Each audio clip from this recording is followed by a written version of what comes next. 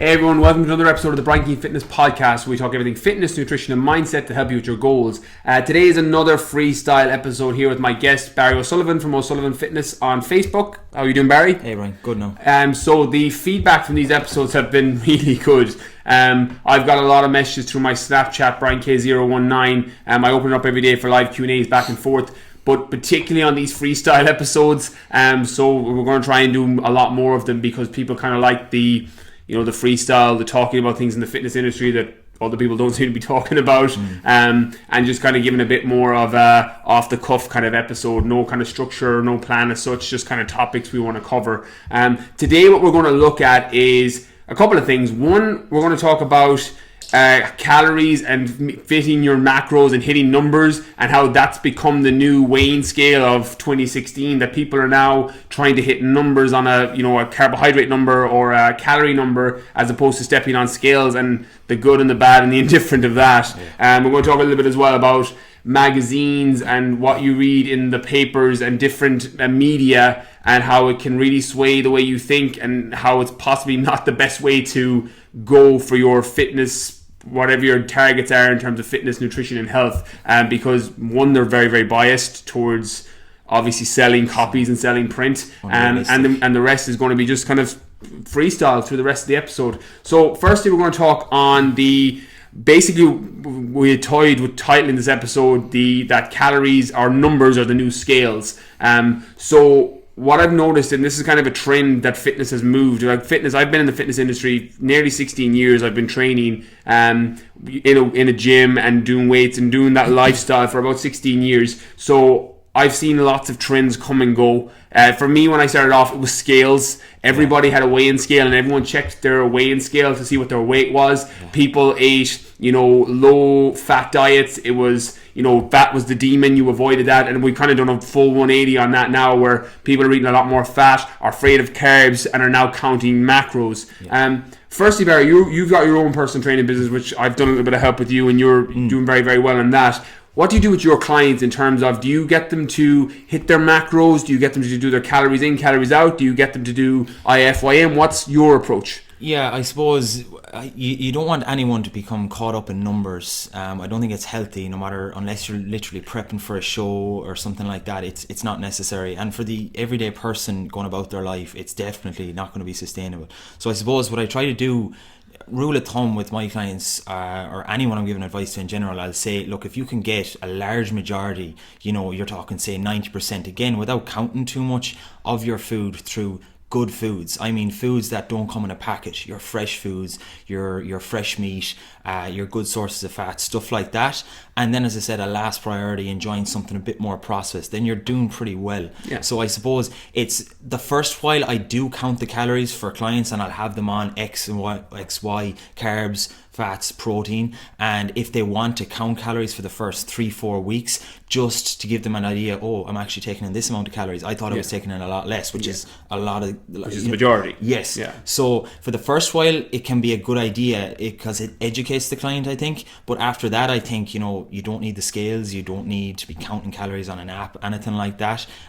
Because as I said, if you're taking in a majority of your food through nutrient dense food, you won't need to count calories. You're not going to be overweight generally. So that's what happens though. You see, the thing is, it's funny because I've talked about this in other episodes about how people hammer their nails to the post of one thing. Yes. They're either, keto's the best, or IIFYM is the best, or flexible dieting is the best, or clean eating is the best, or whatever it is, and people hammer they nail their hammer to a post and be like, well, this is the one that everyone should do, because they read it or something. Because they've read it somewhere. And this is the thing where a little bit of knowledge is dangerous, because context is everything. As I said, and I've talked about this with people that I work with in my online program, I try and adapt. I have my set things that I work with. I like keeping blood sugar stable, using real foods, avoiding processed foods, but there's leeway within it because different people have different lifestyle, different schedules, different preferences, and different things will work for different people. Like, you have some people that will work incredibly well on a vegan diet and will feel great, will have amazing energy. Somebody else will swear by paleo, and they're both amazing programs. Like, you can do flexible dieting, you can do paleo, you can do keto diet, you can do all of these things, and depending on your circumstance, they can all work great. So it's about finding what works best for you.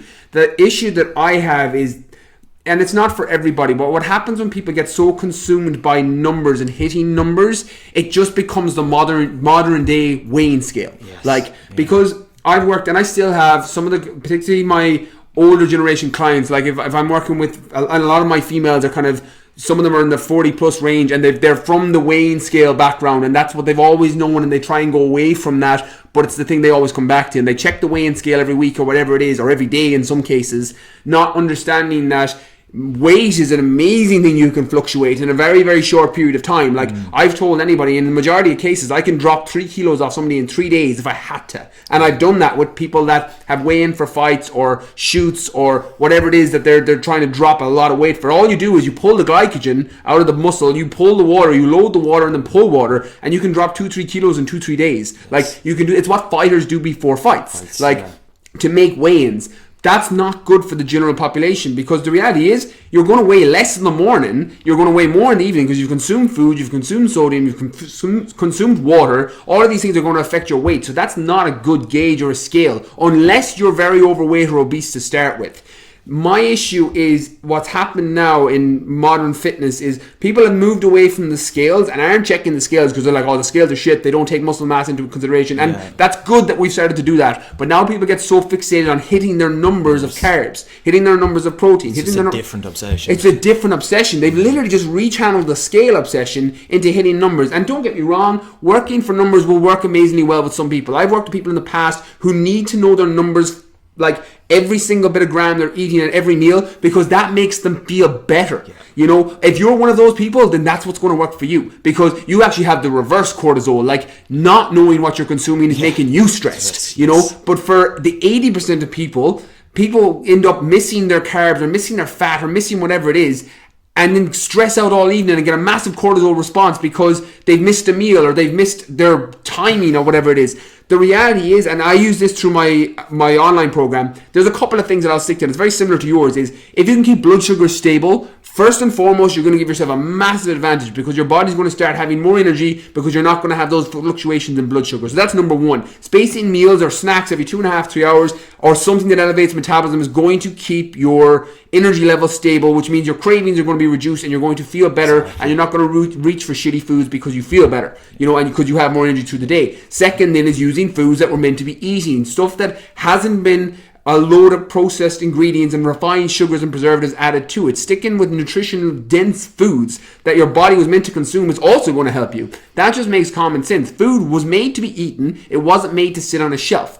When you add preservatives, and I've talked about this before, it's not the processing that's the problem. It's what happens to the food when it's been processed, because they take out the nutrients, the vitamins and minerals come out, refined sugar and preservatives go in, so now the food has removed any nutrients that was in it, and now it's got sugar added to it and preservatives and shit that you're putting into your body, which is going to have a fucking whole host of different negative effects.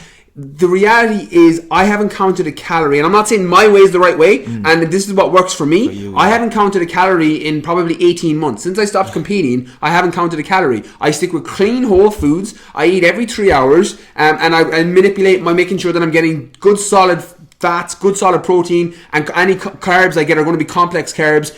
And my cravings are gone. I don't eat processed food, so I have no cravings. And my energy levels are high. Like, I got a comment on Snapchat yesterday, someone going, where do you get all your energy for your workouts? Do you take a lot of pre-workout? And I love pre-workouts. You know, I moved on to a clean one now, which is non-GMO, no additives, no preservatives, and I'm loving that at the minute. But the reality is, my energy is coming from my food. You know, it's coming from nutrient-dense food. Like, where I have the problem with people counting and being obsessed is they just trying to work to a number is the same as working to scales. It gives you a mild body dysmorphia on getting obsessed on hitting your numbers. And that's what throws people off. You know, and I like your approach where, you know, you do the 80-10. It's nearly flexible dieting, to a certain extent. And for some people that works great. Some people, and I've talked in a podcast episode before on the habits, that some people are cold turkey and can't have anything, and other people are moderation. So you got to find what's best for you. I love Socrates' quote, "Know thyself." Know what works best for you. Some people, I'm a cold turkey. Like, if I can't have a bit of chocolate every day, I have to have none of it, or else I'm going to have all of it. Yes. Yeah, because that's what I know, that's how my floodgates open, you know. And people tend to fall into two brackets. If you're somebody, because it's funny, because if you're the person that can't have any, you look at someone that can have a small bit every day, and you're looking at them going, how can you have a small bit and not have it all? But the other people are looking at you going, how can you not have it every day? So knowing what works for you and then making that fit for you is the key. Like, I have people in my online program who have a small bit of chocolate every day. I have others that have none for the 6 weeks because they're like, you know what, I don't want any free meals. I don't want any sweet food. I want to just do this because I work better that way. I'm like, okay, well, then that's what we do for you, because that's what works, you know. So in terms of working to numbers and working to scales, it's just a devil in another cloth, like another clothing, another mask. Like, it's the same thing, just channeled in a different direction. And do you think then, from an outside view, that's the problem? People look at, say, yourself and they think you literally carry scales in your pocket, like. But that's the thing. Like, it's so funny, because one of the videos that I put up that got the most kind of people were like, whoa, when that came back, was my Fitness Pal video that I put up. Because people just assumed, and assumptions are the mother of all fuck ups. Like, you know, people just assume, because when you're in the fitness industry, quote unquote fitness industry, which I'm quite disillusioned with as it is, when you're in the fitness industry, people just assume that you count all of your macros, that you use fucking sweetener drops, and you use fucking protein pancakes with all your meals, or whatever it is, the stereotypical things that come within the fitness industry. And I do have protein pancakes. It's actually one of the options in my program, but I use organic stevia, not the fucking sweetener drops that make a fuck of your blood sugars. But the people think that you don't, that they think you carry every macro, that you count every macro, and that you, as you said, have a scale in your pocket. You know, I don't. The only thing I ever weigh is my porridge, because I weigh it to 75 grams, because I make a fuck of the porridge if I don't weigh it to the right amount, because and I end up overfilling the bowl or not having enough. That's down to a practical point of view, as opposed to, oh, if I eat too many carbs, I'm going to get fat. It's funny, but people think that, like, and it doesn't help that you're going to get mixed messages in magazines and on the media, and anyone that's been following me a while, you know I'm very anti-fucking media, anti-news. Like, I have issues with news, and coming away from a fitness point of view, from purely mindset and happiness point of view, the reality is the newspapers and the news on television are all based on negative stories, because that's what will attract your brain. Like, the reality is somebody, I always say the reality is, and somebody is like, we're going to have a game. Every time Brian Keane says, the reality is we're going to do a drink, we're going to do a shot. Me and Barry are going to do that for the next episode. We'll be fucked at the end of the episode. Like 10 minutes in. Exactly. So, but basically, the news is built on that. It's built on negative premises, because our brains, like anyone that knows anything on neuroscience and the way the brain has evolved over time, our brains are designed to focus on negative things. It's the shit that kept us alive thousands of years ago. Like, the reality is, bag, drink, shot. The reality is, saber-tooth tiger fucking thousands of years ago, if you didn't see that shit in your environment, you got fucking eaten and you were killed. Our brains are wired from evolutionary, like there's a great book, David M. Buss, The Evolutionary Psychology of the Mind, where he talks about how the mind has evolved over time, and he talks on how fear has been adapted, and why we focus towards negative things is because that kept us alive thousands of years ago. Like, thousands of years ago, if there was a tiger in the woods and in your environment and you didn't see it, you were killed, so you didn't procreate and your genes were killed off. That's basically how evolution works. So right now, everybody that's in this planet is a byproduct of somebody that has evolved and survived over time. So those adaptions you have, there's no accidents. Every way you think, every thought you have in your brain, everything that's wired, like your negative thinking, your envy is an evolutionary trait. Envy was something that kept people alive thousands of years ago, because when you saw somebody else with a fucking woman or food, you got envious because you wanted that, and it made you grow out to be a better person and try and get it. That is an evolutionary thing. So when you're envying somebody now, that fucking kept people alive thousands of years ago. But now, all that shit's doing is making you miserable, you know? But understanding that your brain is wired to negative things, and that's why you're attracted to the news, and that's why you're attracted to newspapers, because your brain is fucking wired to focus on these things. Like, one of the biggest decisions I ever made in my life was probably 4 years ago, when I moved back. I was like, I'm not watching any news, I'm not putting any of that shit into my mind, because I started to understand the process that thoughts create actions, thoughts become things. Like, the thoughts you put into your head create the actions you do, and the actions you do create the circumstances in the life that you have.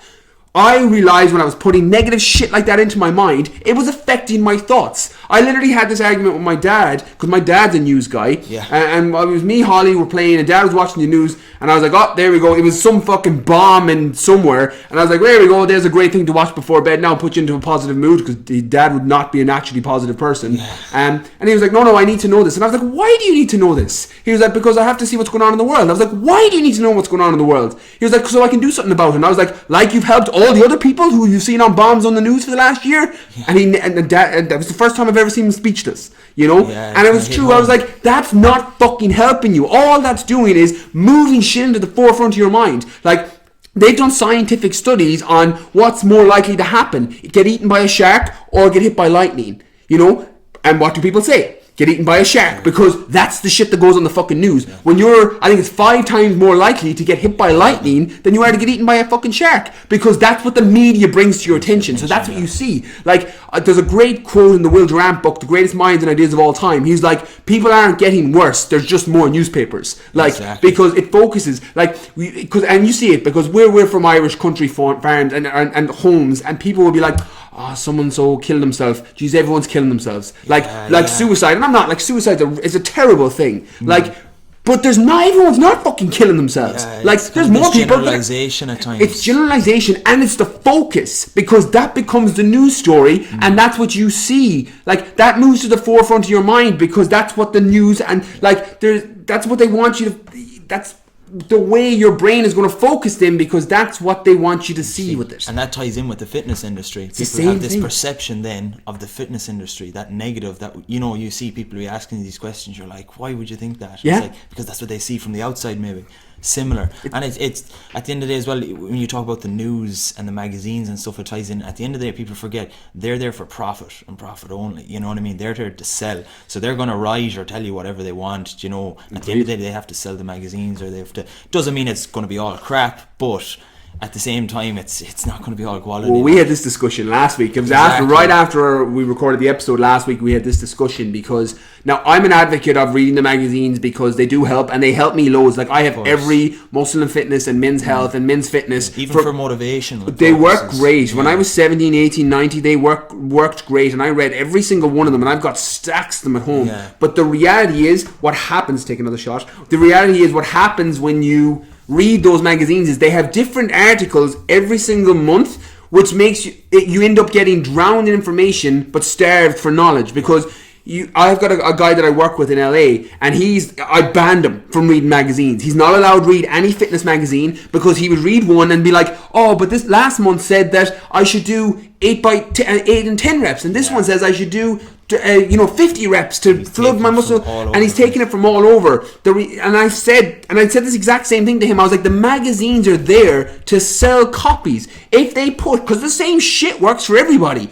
Hypertrophy ranges, working with the right rest, working with the right reps, eating the real food, spacing so your blood sugars are fine. All of these things work. That shit will sell one fucking magazine. You can't put that into 12 issues over 12 months. Exactly. You know? You have to be like, well, cutting edge science says that if you have mackerel instead of salmon, you're going to have more muscle. Like, they have to do that because they're trying to sell fucking magazines. And I'm not knocking on the magazines, because they are amazing and they help me loads. But understand that what you're reading is there to sell a fucking copy. You know, they're going to have different things, and what happens is people end up getting too much information. Like, and I've said this to you before, like, it's different because I can guard my mind with fitness and nutrition now, because I have so much context. I can read an article, or I can read a book, or I can read a magazine and be like, well, I don't agree with that, I don't think that's the right way. Or else I can take the snippets that I think, well, that might work, I'll try that.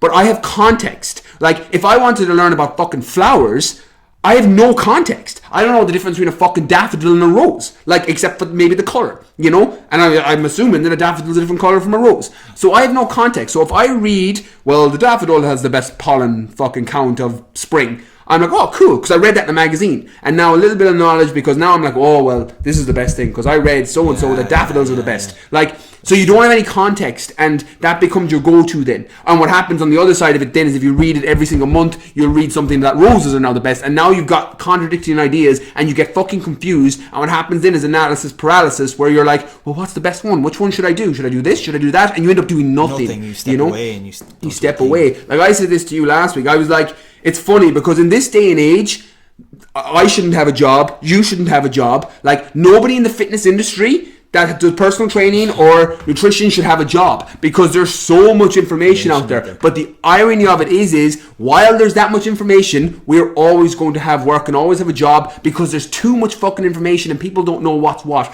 I would be the same in flowers. I can Google daffodils and roses, but I don't know what's right and wrong. I have no context. So there'll always be a place for PTs, for fitness people, because there's, you know, and it's flooded, like it's a saturated market, but everything is saturated because there's so much information on everything. Like, I have to guard my mind with, I've talked to like wealth creation, business is a strong suit of mine at the minute, but things like wealth creation, you know, investing, real estate, things like that, where I don't have enough context. I have 2 or 3 people that I listen to, and that's it. You know, I can take snippets from other people, but I've got my go-to people. And I talked about this in another episode. In that specific field. In that field. And I recommend that to anybody. And the same as I spoke last week in a fitness episode, that you have your fitness people, have your nutrition people, and that may not be me, that may not be Barry, that could be someone completely different, but have the people that you listen to and you follow, and they become your go-to people. I told my guy in LA, I was like, you get 2 people. I was like, you get to listen to 2 people. And he was like, okay, I want to listen to you as one. And I was like, okay. And he's like, I'm going to listen to Ben Pakulski as another. I was like, cool. They're your 2 people. You can follow us, and you're not allowed to follow anybody else. I was like, because you're getting contradictory information. And now he's in the best shape of his life, like he's ever been in, because he's listened to, and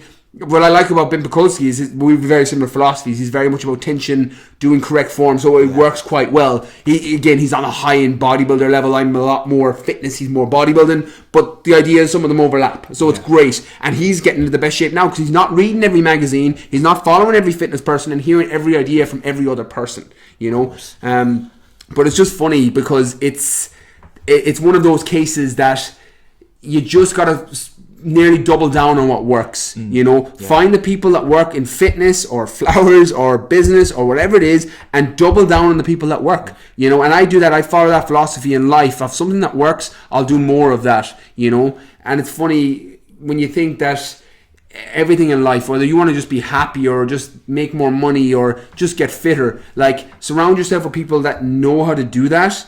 And then all the things that work, do more of it. All the things that don't work, do less of it, you know. Yeah. And I suppose as well, try to keep it simple. I think that's which ties in with how complicated, how much information is out there. I try to say in some of my posts, don't worry about, you know, the nitty gritty or the details of it. I think that's more for people like me and you to worry about. Yeah. You know, the change in science, fair enough. Don't worry about that. But if people literally did the simple things that we repeat over and over in videos and posts, like, you know, getting most of your foods through healthy food, exercising at least 3-4 days a week, stuff like this, you'd be doing fine, you know. Don't worry about, oh, should I be taking in certain grams of this, or what do you think of this supplement? Don't worry about that. Like, when you get to here, then worry about those little details. I think get all the basics right first that are literally out there, countless information on the internet.